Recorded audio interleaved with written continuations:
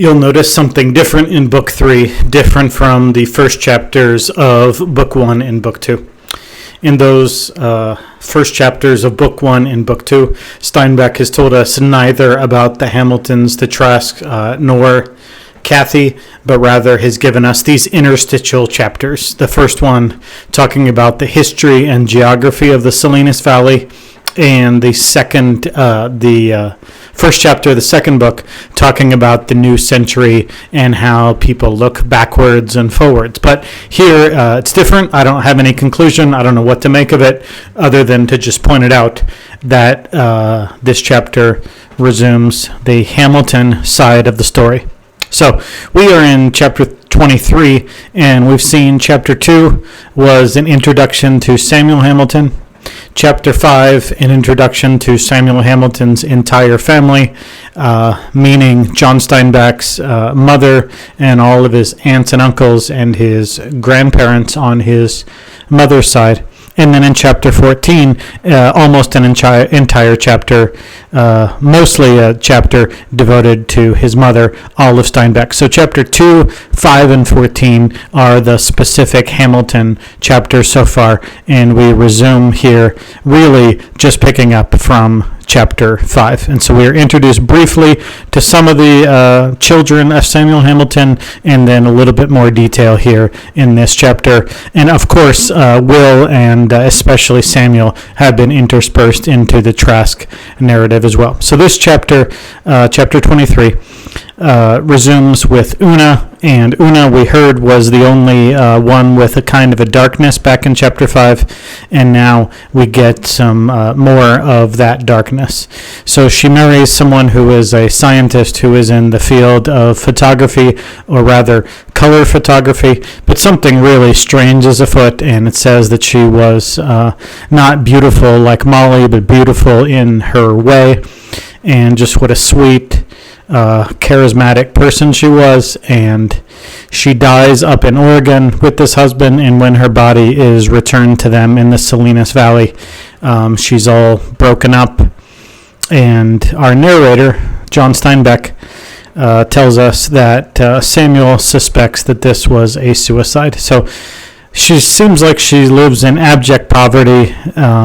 I don't get any indication that this was brought on by her husband and is any sort of physical abuse, but rather just living in squalor and poverty and hard times. And so this chapter and the next chapter, the first paragraph or two of the next chapter, really signal that this is Samuel's undoing. This leads to the demise of Samuel Hamilton, in that he blames himself for what he believes is the suicide of his daughter.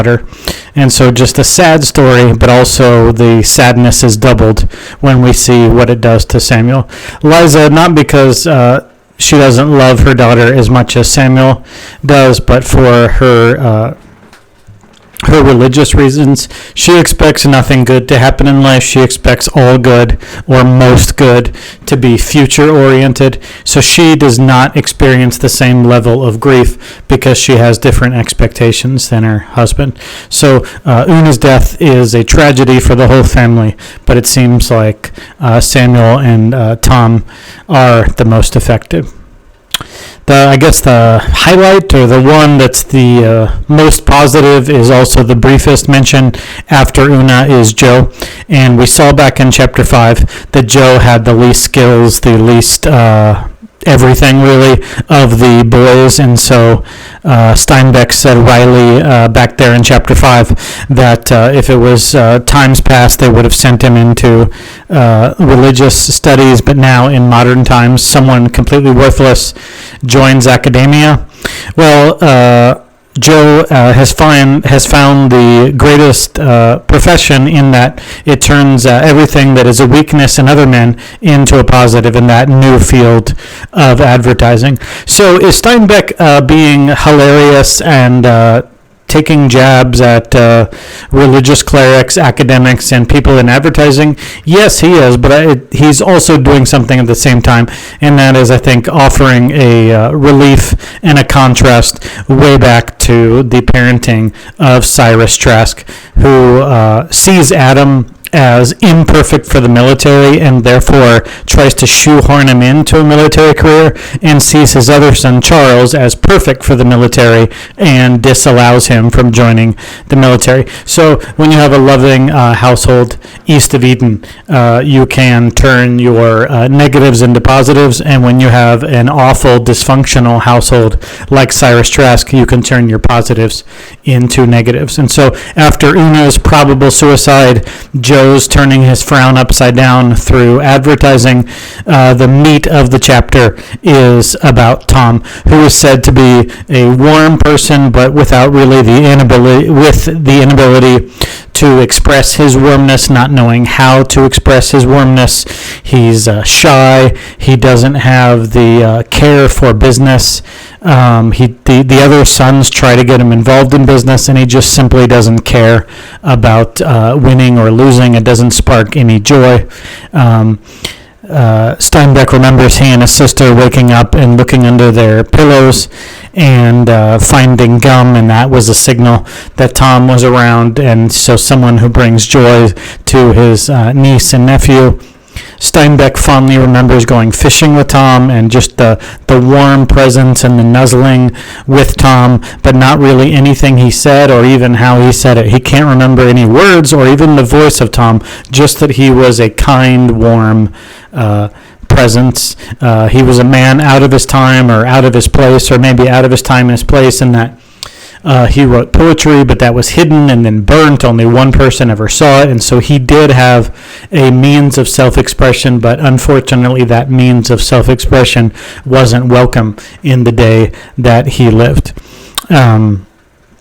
He had a voracious sexual appetite, and then he would feel guilty about that, and so he would go from abstinence to spending his sexual appetite back and forth, and this made him disappointed and ashamed of himself.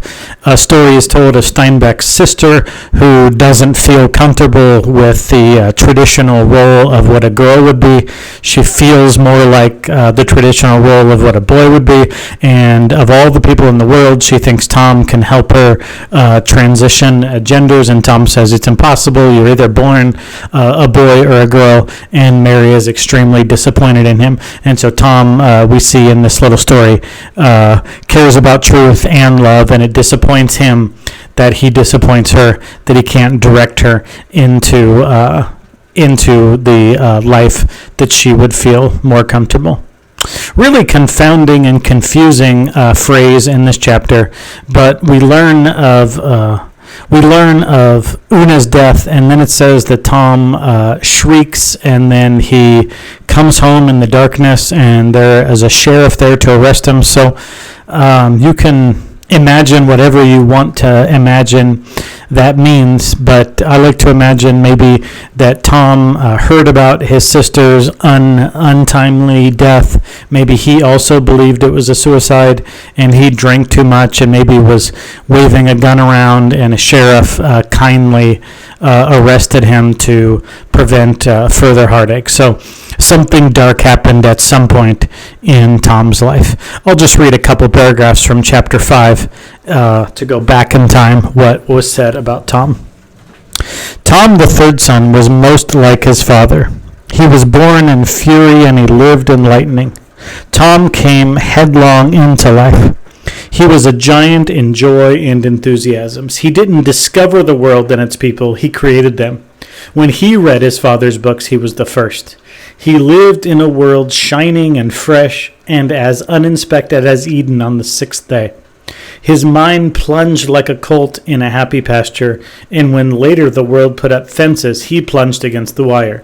And when the final stockade surrounded him, he plunged right through it and out. And as he was capable of giant joy, so did he harbor huge sorrow, so that when his dog died, the world ended. Tom was as inventive as his father, but he was bolder. He would try things his father would not dare. Also, he had a large concupiscence to put the spurs in his flanks, and this Samuel did not have. Perhaps it was his driving sexual need that made him remain a bachelor. It was a very moral family he was born into. It might be that his dreams and his longings and his outlets, for that matter, made him feel unworthy, drove him sometimes whining into the hills. Tom was a nice mixture of savagery and gentleness. He worked inhumanly only to lose in effort his crushing impulses.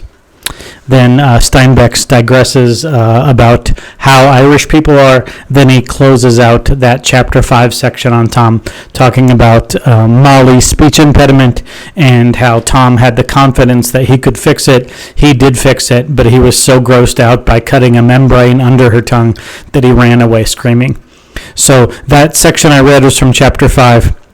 This chapter 23 has this large section on Tom, and so we get Steinbeck's really affectionate, really thoughtful reflection on Uncle Tom there. Seems like a kind, warm man, but someone who had a darkness and trouble expressing himself verbally, but the love came through to the other in his family.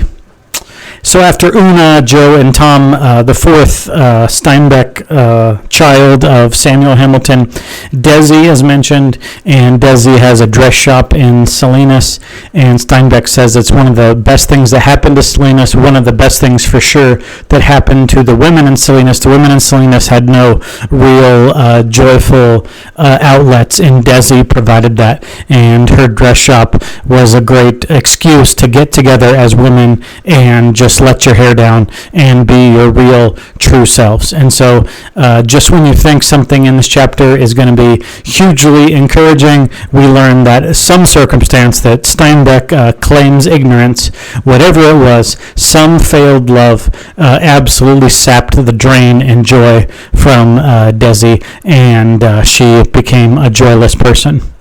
So it's a sad chapter. People we love they're fictional characters, but they're based on real historical people that we really love. Samuel Hamilton, Tom, Desi, people who have joy and love for the people in their family and love for others, really being disappointed and let down this chapter. And so yes, it's a contrast with the Trask family, but there are some similarities as well. East of Eden, there is sorrow everywhere. There's financial hardship everywhere. No matter what the financial situation, the familial situation, there's different levels, different types of pain and suffering. But this chapter, no doubt, shows that the Hamiltons are not exempt from that kind of suffering. And so we're told that they, very specifically, the Thanksgiving of 1911, so we can pinpoint the month, the day of the week, the year, and the Hamilton children, all those who are available, get together at Samuel's house, and Samuel has one last hurrah of being Samuel Hamilton, but it wears him out quickly, and he goes to bed and meets Lisa, who is already in bed.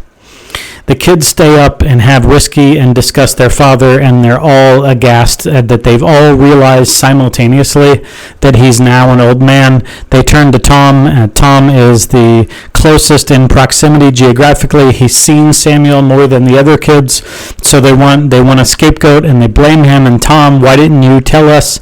And Tom says that it was Una's death and Una's probable suicide that drained the life out of Samuel. And so they have a hard time accepting that their beloved father can be old, much less can be headed toward death. And so they want to do something about it. And it's really a beautiful and tragic moment in that they're realizing that East of Eden, even if you have the best guy, even if you have a patriarch of goodness, even if you have the wisest, most beautiful, most poetic, most creative, most loving father in the world, people still die. And so to war against that impending aging and death, the Hamilton kids want to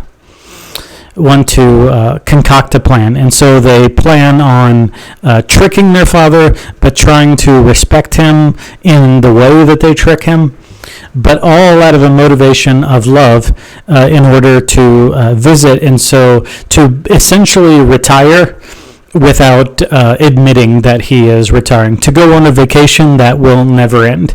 And so this is a sweet gesture in that they not only want to love their father, but they want to love their father in a way that he will accept. And so though this is a sad, tragic chapter in the Hamilton household, you still come away with a warmth that you never come close to in the Trask household so far. So the Hamiltons struggle with the same sort of adversities in life, the same that everyone is dealt these hands, but some of the Hamiltons' tragedies are due to their love for one another, their love for their spouses, and so that's a different kind of tragedy than the Trask family, who largely don't even have the benefits. It's all downside, whereas the Hamilton family at least gets to experience the joys of love.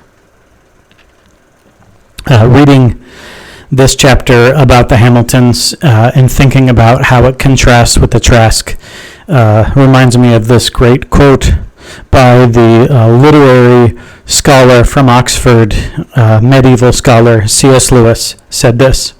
It reminds me of the Hamiltons. To love at all is to be vulnerable. Love anything and your heart will be wrung and possibly broken. If you want to make sure of keeping it intact, you must give it to no one, not even an animal. Wrap it carefully round with hobbies and little luxuries. Avoid all entanglements. Lock it up safe in the casket or coffin of your selfishness. But in that casket, safe, dark, motionless, airless, it will change. It will not be broken.